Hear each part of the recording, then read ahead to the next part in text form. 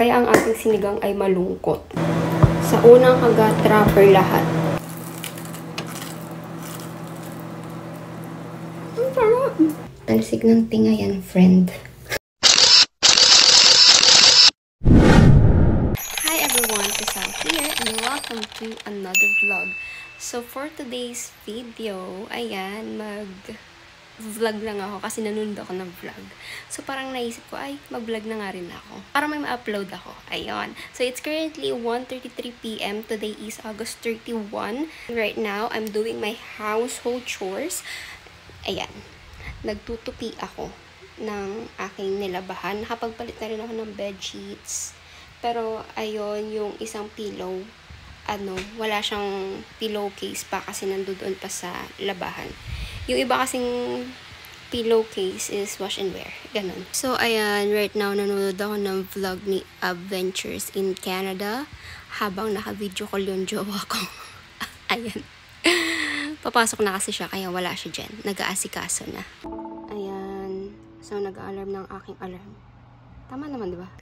So, ayan guys, kukunin ko na ang aking labahan sa likod. Ay, hindi pala kukunin. Ililipat ko na from washing to dryer. Ayan. Sa likod kasi ang aming laundry, kaya kailangan mag-alarm.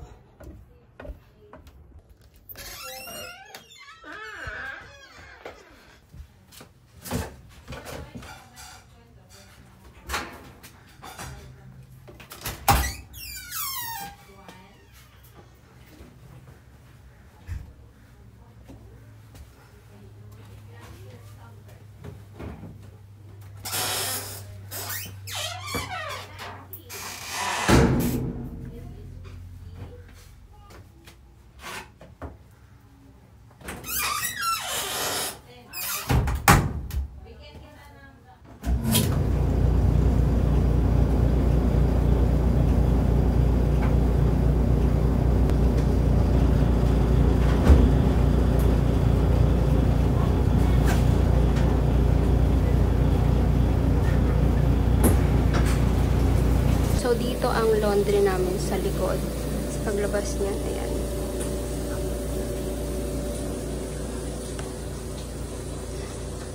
So, ayun guys, nag-alarm ako para sa labahan ko kasi nga, sa likod pa yung laundry area namin. Kapag nakaligtaan ko yung labahan ko, it's either bababa ako na malamig na yung dryer ko or bababa akong hindi pa tapos yung labahan ko or yung dryer ko.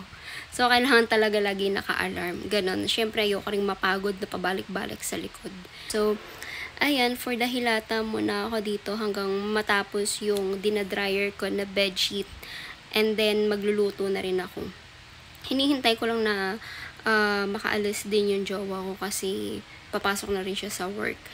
And ayoko kasi rin na maghahawak ng malinis na bedsheets na amoy sibuyas, bawang yung kamay ko. So, unahin ko muna yun hanggang sa matupi ko yun and then bago ako magluluto. Kasi after naman nung bedsheets ay mga basahan na. So, carry lang. So, ayun. It's currently 2:22 PM. 2:21 PM na pala. Ayan. Papasok na ang aking jowa. Nag-medyas na po siya. Hi everyone! So, ayan, nakuha ko na rin yung aking labahan na bed sheets and pillowcase and everything. So, tutupiin ko na siya para makapagluto na. Hey Google, what time is it? It's 2:52 PM. So, it's currently 2:52 PM and sobrang init. Grabe. Hey Google, what's the weather today? Today in Surrey, it'll be sunny, with a forecasted high of 29 and a low of 14. So, ayan. Currently, it's 29 degrees and sunny. Kaya pala sobrang init kasi 29 degrees Celsius ngayon. My gosh. Sana pala nagyaya sila Ate Yani lumabas. Or pumunta sa lake kasi ang init ngayon.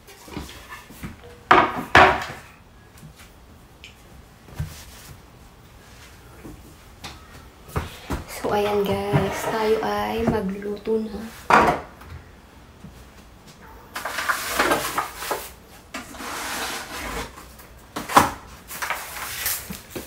Bawang.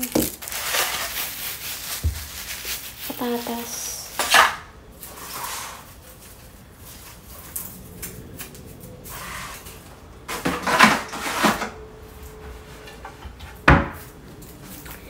Sibuyas.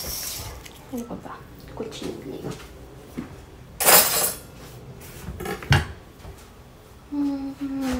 Ito bang kailangan ko?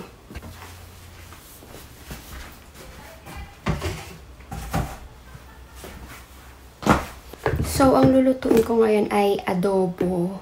Tapos, lalagyan ko siya ng patatas kasi hindi naman ako nag-rice para kahit paano may panglaban lang tayo sa alat. Ganun. Alat asim or ganun. And then, nagkikrib ako sa sinigang. So, magluluto ako ng sinigang. Buti na lang, may sinigang mix pa ako dito. Kaya, yun ang aking gagamitin. Yung mga magic sarap na binitbit ko galing Pilipinas. So, sinigang sa sampalok mix na may gabi.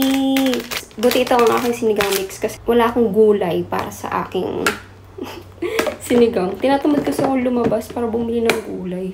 Kaya ang aking sinigang ay malungkot. Sinigang na walang sahog. Ganon. Isda yun, diba? So, shrimp cubes. Ito, may kalahati pa dito. Tapos, may patis naman tayo. And, yeah.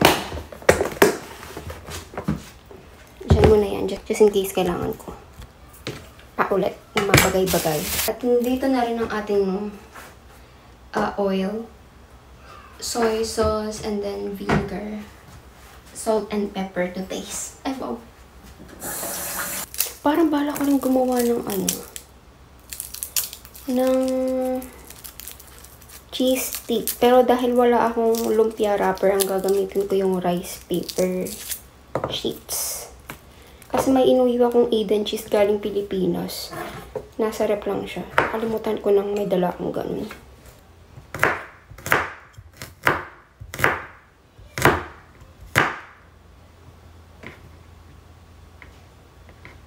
Alam niyo ba guys, fun fact. Maarte ako maghiwa. Gusto ko yung bawang ko, yung sibuyas ko, pantay-pantay. Ganun. OCD feels.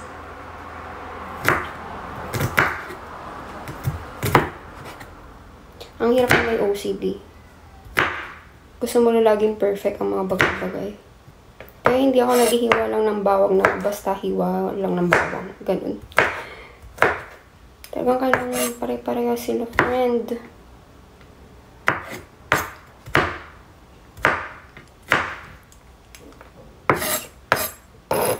Well, hindi naman yung tipong perfect na pare-parehas ng ng shape.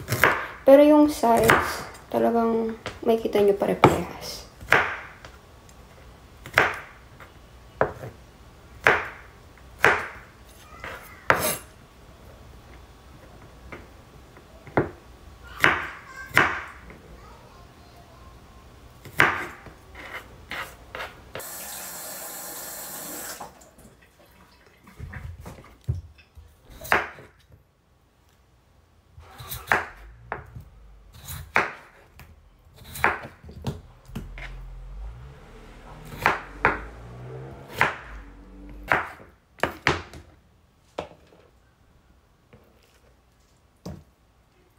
So, ayan na guys ang ating nahiwang bawang, sibuyas. Ito pang lalagay ko to after maluto ng adobo. Yung parang sa bistek style, ganun. Kasi gusto ko yung may mga ganong, kaartihan. And then, syempre yung patatas natin. And then, maraming sibuyas. Diba? So, ito yung lulutuin natin guys. Adobong baboy. And then, sinigang na bangus. Ayan, buti nga meron na nagtitinda dito na ganito. Yung na siya. Nalinis na siya, tsaka hiwa na siya. Ayan o. So, hindi na may hirapang maghiwa-hiwa. Ayan. Ganito yung tsura niya.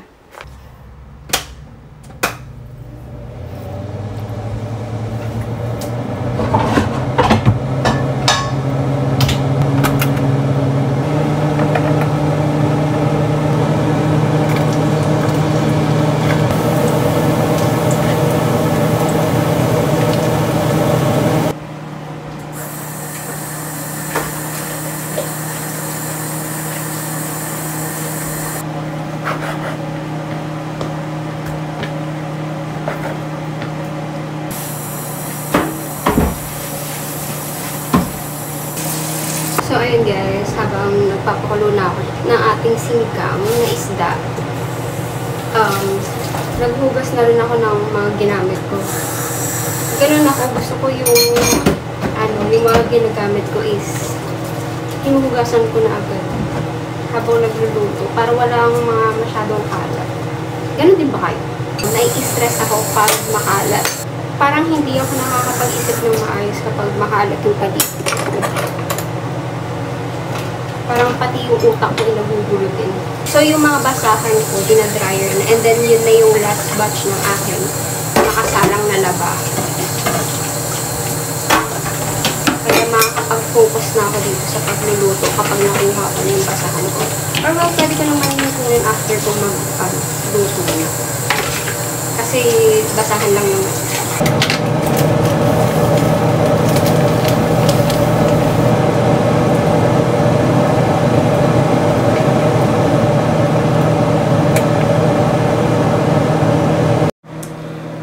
Guys, gagamitin na natin itong Eden cheese natin. Gagawa tayo ng cheese stick, pero rice paper sheets ang gagamitin natin. Dahil wala akong lumpia wrapper. Ganito yung itsura niya. So, mas matigas siya. Pero I think carry naman itong ma-fold. Siyempre, tipid-tipid lang tayo. Ganyan lang. Maliliit lang. Sa unang kagat, wrapper lahat. Ganon. Ganon yung atake natin.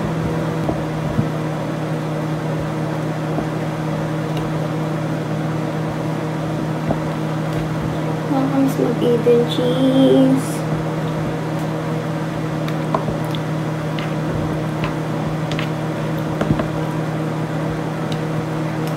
Namiss ko talaga yung lasa ng Eden cheese.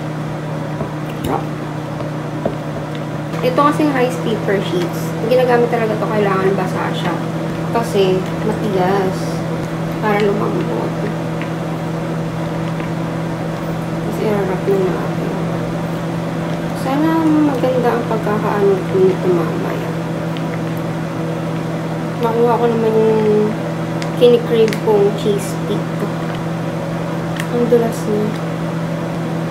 So, ayan, one down. Diba? Sa unang kagat, wrapper lahat. Hindi ko ito yung ginagawa ko. Hindi pa na nakikita. Madulas talaga yung ganito. So, ganito yung rice paper sheets. Matigas siya. Kaya kapag pinold mo siya, masisira. Kaya dapat siyang basain muna para lumambot. Kailangan mo din bilisan din yung paggawa kasi kapag sobrang lambot na siya, nagdidikit-dikit na siya. Ginusto mo yan, Pili. Kaya kailangan mo panindigan ang mga bagay-bagay.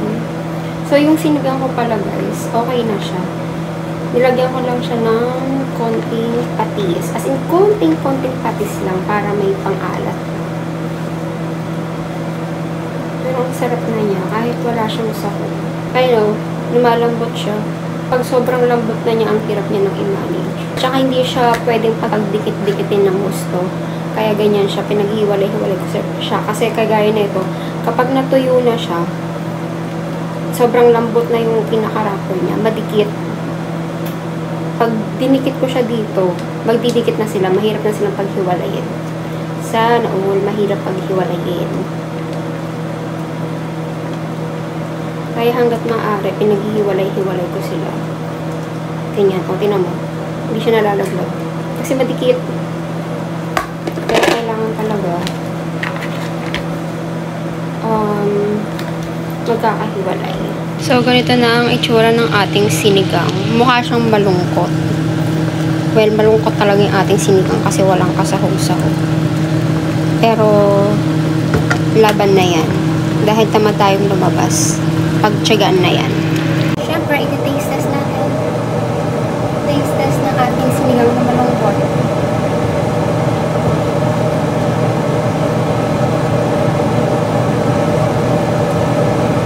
Sarap. Sarap.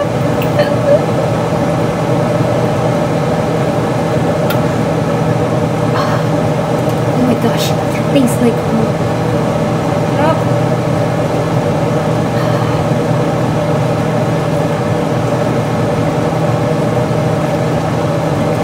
Masarap. Piling asin.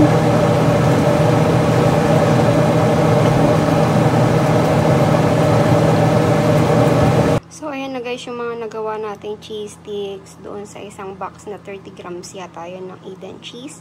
So, nakagawa tayo ng 1, 2, 3, 4, 5, 21. So, nakagawa tayo ng 21 na cheese sticks. Sa kabilang banda naman ay nagluluto na ako ng adobo. Yan ang ating adobo. Ayan na ang ating adobo guys. So, diba, pinatay ko na rin yung ano niya. Yung kanyang apoy. And then, nagpiprito na rin tayo dyan ng cheese sticks. Diba, multitasking yarn. So, ganito yung itsura guys ng cheese stick kapag naprito. Itong wrapper niya kasi na to, para siyang chips na umaalsa kapag niluluto. So, ganyan ang itsura niya. And iti-taste test natin yan. Ayan o. Crispy. So, ayan guys, iti-taste test natin itong ginawa natin. Ang init na.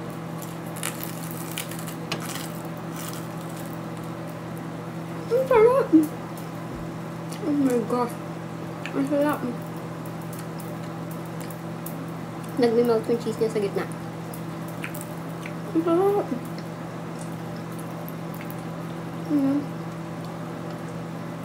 Oh my gosh! This is so good.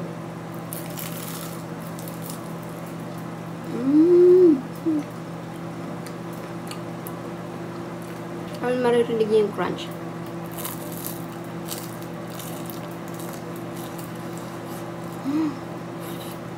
Ang sarap, my gosh.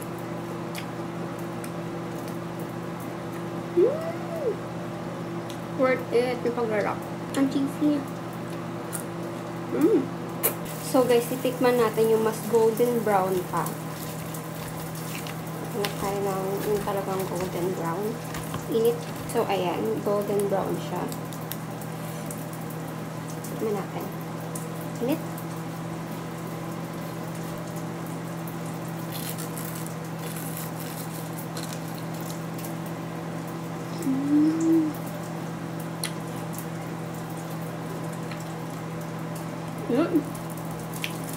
Mas prepare ko yung kanina yung hindi siya masyadong golden brown.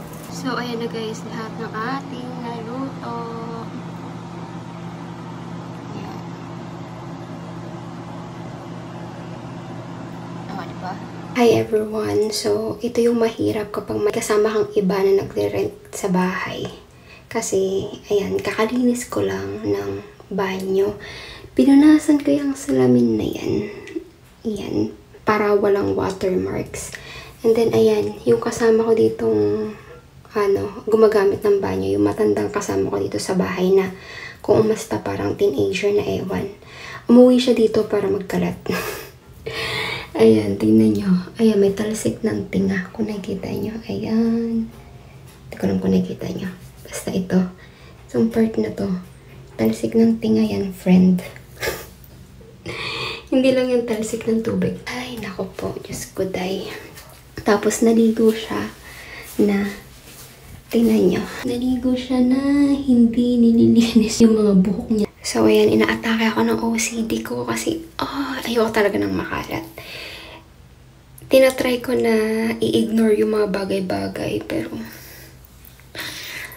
wala. But anyway, ayun, maliligo muna ako. Lilinisin ko muna yun bago maligo. O, diba? Nilinis ko na kanina. Tapos ngayon gagamitin ko. Lilinisin ko pa rin muna bago ko gamitin. Tapos pagkatapos ko maligo, lilinisin ko pa rin. Kasi nakakaya naman din sa ibang gagamit. But anyway, ayan, update ko na lang kayo later. Bye! Hi everyone! So, ayan, katatapos ko lang maligo. It's currently 7:04 PM na. And hindi ko na kaya na-update kanina. Nung after, well, na-update ko naman kaya nung bago ako maligo kasi nainis ako. Kaya sinama ko na rin yun. Pero ayun, kanina after kong magluto, syempre, kailangan iwanang malinis yung kitchen. So, nilinis ko pa yung kitchen, nagwalis pa ako. nagtapon pa ako ng basura at saka nagtapon pa ako ng organics. Naka-separate kasi yung ano dito sa Canada. Yung organics, yung recycle, and then yung garbage. So, bukas na ako maglilinis ng kwarto kasi pagod na ako.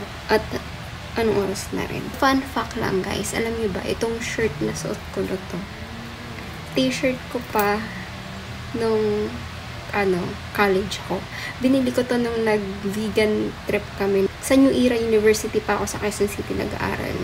O diba, hanggang ngayon nasusuot ko pa rin siya. Nadala ko siya dito sa Canada. Ilang share ko lang. Kapag kasi, may sentimental sa akin, tinatabi ko talaga. Hindi ko alam, kinikip ko. Mas sentimental talaga akong tao. But, yun lang, share ko lang. And then, yun nga pala, i-update ko pala kayo dun sa, sa niluto natin, in-experiment natin na cheese tea. Ito na siya, itsura niya ngayon. Hindi na siya maalsa. I-rate ko siya ng 6 out of 10. Masarap siya kapag bagong luto. Pero kapag, lumambig na siya, hindi na siya masarap. Tapos, mas masarap siya kapag yung mabilisang luto lang. Huwag mo siyang papatagalin sa mantika. Kapag golden brown kasi siya, hindi na siya masarap. Mapait na siya. Parang chichirya na niluluto. Yung parang ganun. Kailangan mabilisang luto lang. So, tatapusin ko na rin dito ang ating video. Thank you for watching, guys. And if you like this video, just give it a thumbs up. Or if you're new to my channel, just click the subscribe button and the bell button beside it to be notified whenever I post a new video. So, see you again, guys, on my next vlog. Have a great day ahead. And bye! Peace out. God bless us all. And mwah.